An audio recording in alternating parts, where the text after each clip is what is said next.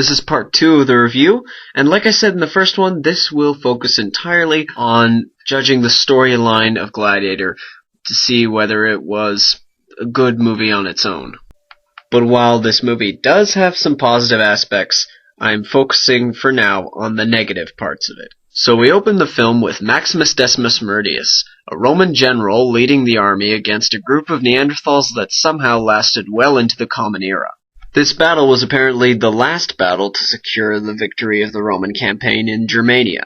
And of course, on such a momentous occasion, the emperor himself is there. It also turns out not only is Marcus Aurelius there, but also his 2 children. One of them is his very intelligent daughter Lucilla, and the other is his son and heir, Commodus. It's very clear from the very beginning that Commodus sees Maximus as a threat to his chance to the throne. This rivalry is brought to the forefront of the film's conflicts when, after a party has been thrown to celebrate Maximus' victory, Maximus is summoned to the emperor's quarters, where Marcus Aurelius tells him that he will not give the role of emperor to his son. He wants Maximus to take the role of guardian and thus help the Senate restore the Republic. Naturally, Maximus wonders about Commodus, and the emperor responds by saying that his son is not a moral man, and that he must not be allowed to rule. So Maximus decides to take up the responsibility given to him by the emperor, and the emperor then calls Commodus into his tent and tells him about the news. To put it mildly, Commodus doesn't take the news very well, and in a state of grief and rage, kills his own father by suffocating him to death. Here's my problem with the scene. The emperor just told Maximus, and basically told the audience, that he does not trust Commodus, does not want him to rule, because he believes that he is incapable of morals. So why put himself and Commodus in the same room, all alone together, and then give him such horrible news as, "You're not going to be emperor anymore"? Why wouldn't the emperor just post a guard outside the door, just in case Commodus does fly off the handle, much like he actually does in the movie? So since nobody knew about the emperor's secret plan, Commodus succeeds his father as the emperor of Rome.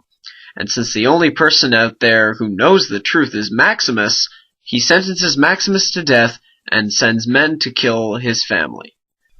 What follows is perhaps the most interesting part of the film, with Maximus interacting with Jimon Hounsou as the 2 of them rise in prominence among the other gladiators. We also get to meet the character played by the late Oliver Reed, Proximo. Proximo is, I think, one of the most unique characters in the movie.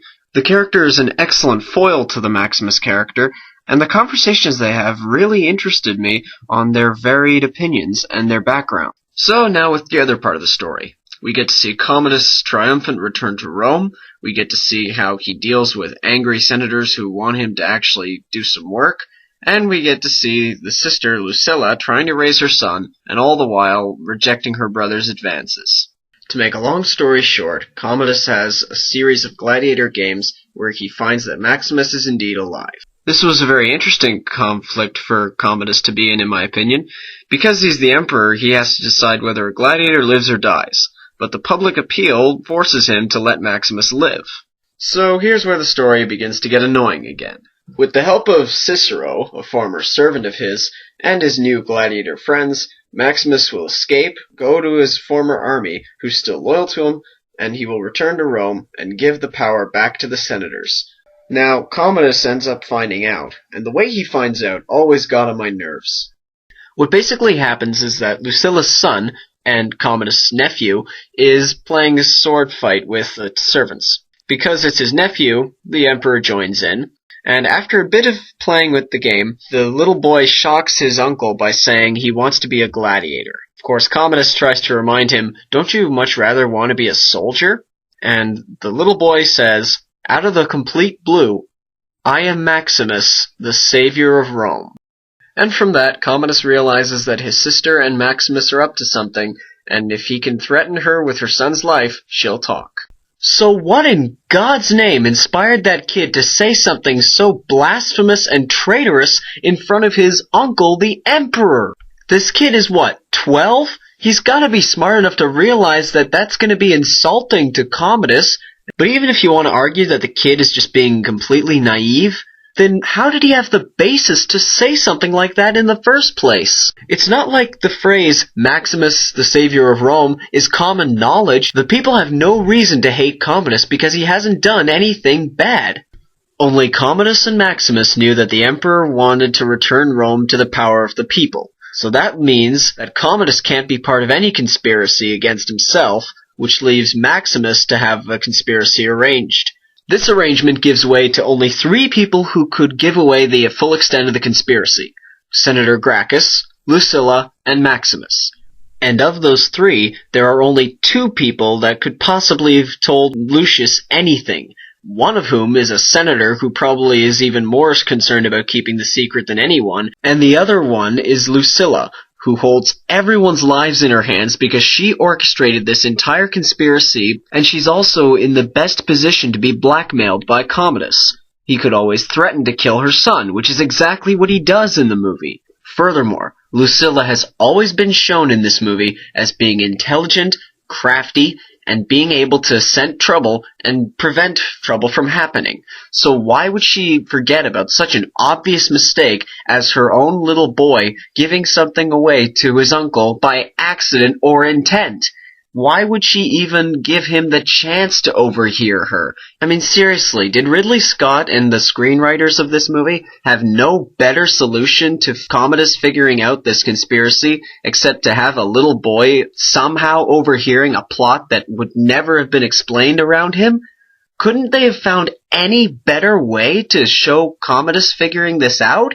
Regardless of accident or intent, any conspiracy being given away in a movie should be given away by a character who's in a logical position to say something. The kid was never in any position to be told anything about the conspiracy, nor was he ever able to overhear what his mom and the others were talking about. And even if he was, why would he first tell Commodus in such an offbeat way? Why wouldn't he confront someone about what they're saying? What they were talking about was treason, and even a 12-year-old could have recognized it. Anywho, so Maximus tries to escape but gets caught. Commodus sentences his sister to a lifetime of incest, and he realizes there's only one way to get rid of Maximus for good and still end up as the hero in the eyes of the Roman population. Take him on in a gladiator fight and emerge as the victor. To make a long story short, Commodus poisons Maximus in an attempt to make him too weak to fight back, but because he's the main character, Maximus ends up killing Commodus, despite being almost completely overwhelmed by the poison, and then Maximus dies too. This is the part that really bothered me, because it's also the last part of the movie. Everyone in the crowd goes completely silent. Not a single person screams in shock that the Emperor is dead! He's the Emperor of Rome!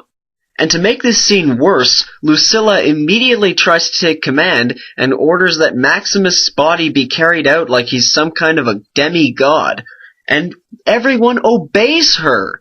Nobody protests at all that the Emperor is dead. Nobody even regards the Emperor after he's dead. They just leave him in the sand while treating Maximus as if he was the Emperor. Now, this is a great time to refer back to my earlier comment in the middle of the review where I said that Commodus hadn't done anything bad. That's a bit misleading, I know. But in truth, all the bad things Commodus has done in this movie up to that point only affected a small group of people. The Roman public was completely unaffected by his psychotic behavior, as far as we're shown in the movie at least, and if they can't show us that, then that's being deliberately misleading. There's no reason given to us in the movie that we would think that the public would want to see Commodus dead. The Emperor was a sacred role for a person to have, and they were treated with a great amount of respect. The fact that a common gladiator, however popular, is treated with such reverence that the Emperor is just left in the sand and forgotten just shows you how brainless this movie is. You know, it's really annoying that this movie ended so horribly. Except for the soundtrack, and perhaps the cinematography, the ending was completely laughable. The fact that this movie had great parts as well as really crappy ones just shows you how much wasted potential there was in this movie. An excellent cast, a veteran director, and a great soundtrack to boot. But of course, Instead, we ended up with this. Sorry if I offended you guys too much out there, you Gladiator fans. Hopefully you don't hold it against me too much. Anyway, I'm finished with this movie. Jimmy Steller signing off.